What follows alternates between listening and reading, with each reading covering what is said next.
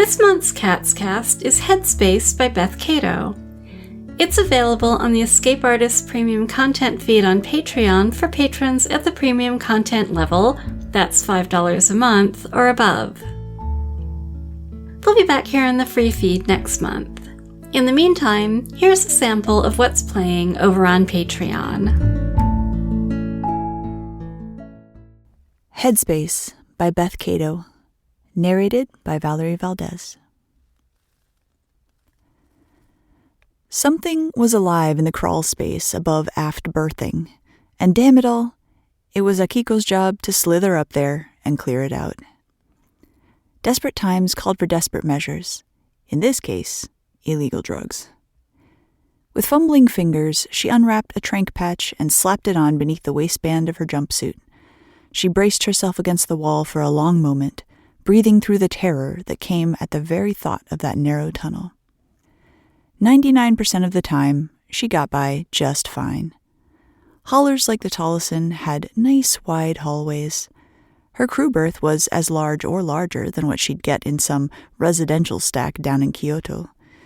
Enviro duty meant sys-monitoring most days, and filters could be changed through hall or room access.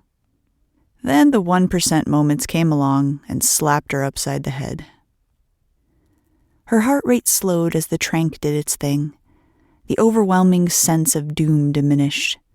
Thank God that whoever busted into her room last week and stole half her stuff missed the tranqs hidden beneath a floor panel. She stared up the ladder to the hatch in the ceiling. Let's do this. The work chit had described several passengers' complaints of moving noises in the ceiling. Akiko had her suspicions. The ship's last hop involved the transport of about 50 small animals for a colony on Capulet. The critters had been too temperature-sensitive for the freight locker, so they'd been given a berth of their own. If anything had been flagged as missing, it wasn't Akiko's place to know. The air shaft was about 1 meter in diameter, big enough that she could pivot around if necessary instead of backing up. Even blissed out, she took comfort in that wiggle room.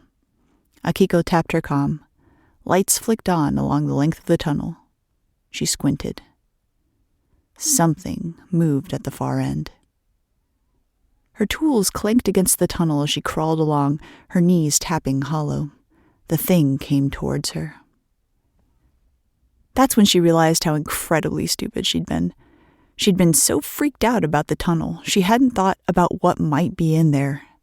Any creature going to a colony world likely possessed some genetic modifications, whether to cope with the environment, boost agriculture, or poison intruders. The creature entered the light. Damn, Akiko muttered. The ginger kitten had an odd ambling gait that showed the sharp jut of its hips. God, the thing was half dead and way too small. A runt maybe, or just plain wasting away. Its mouth opened in a silent meow. A stubby tail stood upright as a flagpole.